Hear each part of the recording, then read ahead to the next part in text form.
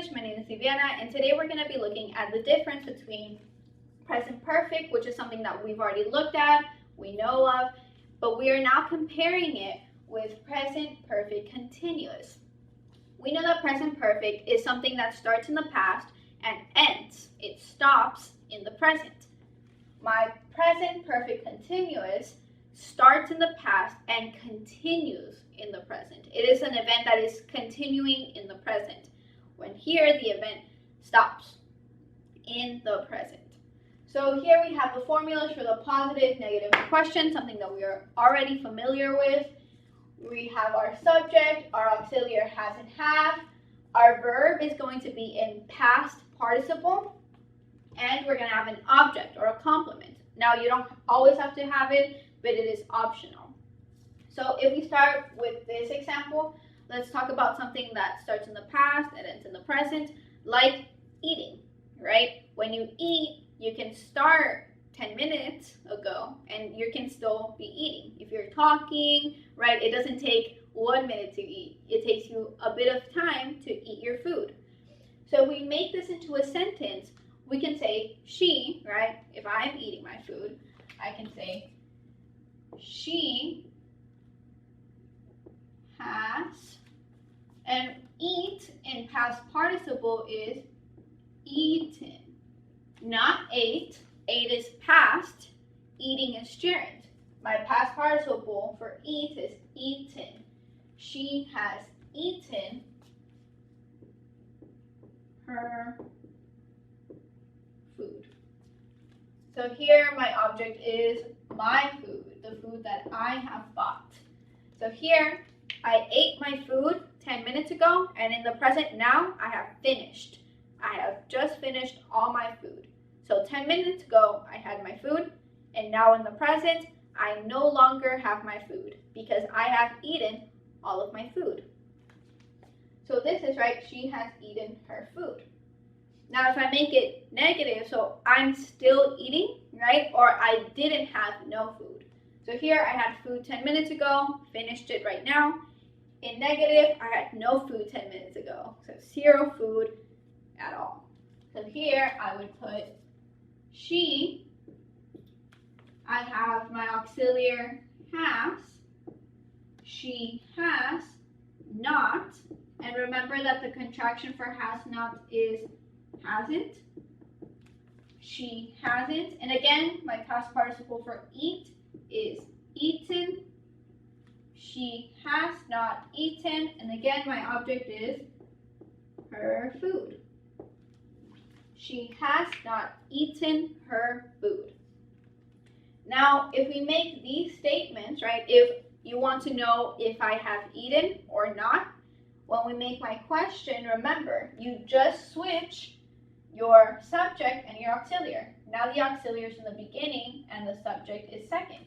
So for questions, your auxiliary is always going to go first. So if my subject is she, I have to put my auxiliary has. Has, she. My past participle of eat, again, is eaten. My object is her food. And remember, I need my question mark. So it's, has she eaten her food? So you don't know if I have eaten it. Yes, she has eaten her food. No, she hasn't eaten her food. So I can have positive yes, she has, and my negative, no, she hasn't. Good, right? Now remember, when it comes to whether it's has or have, right, because those are my two auxiliaries, I'm going to put a note here for has, and then we're going to have.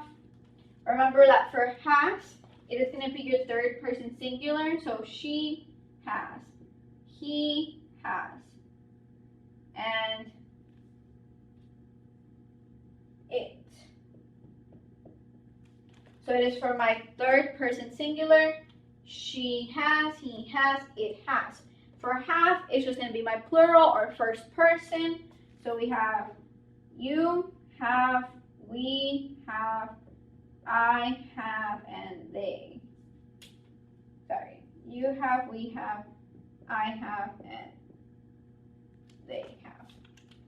So remember, has is your third person singular, and have is for my either plural or first person. Has and have. These are the ones we need to remember.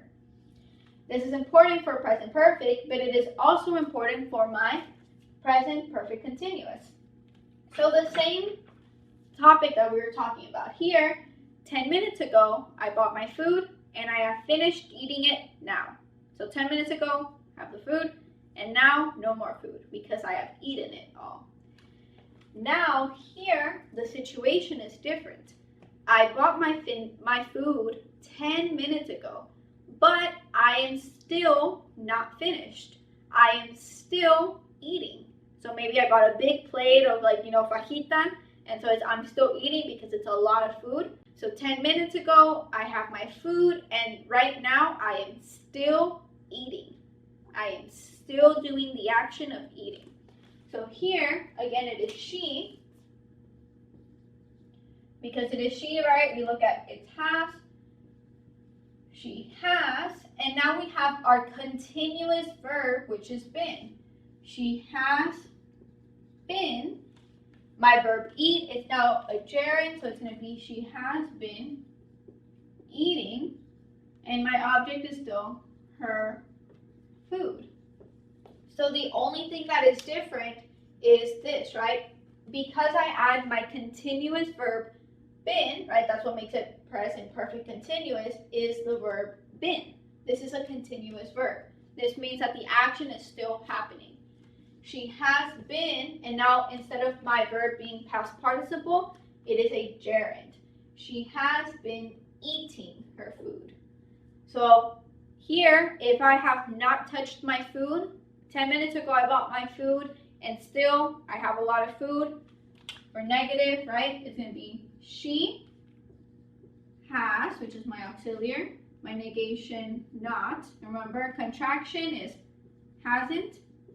She hasn't. My continuous verb been. My gerund is eating. And again, my object is the same, her food. She hasn't been eating her food. That means that 10 minutes ago, I bought it and I have not touched it. I have not eaten anything, but I still have my food. And here for question, it's very similar. Again, you just switch. Your auxiliary is always first, then your subject, and the rest stays the same. So here, because my subject was she, my auxiliary is has.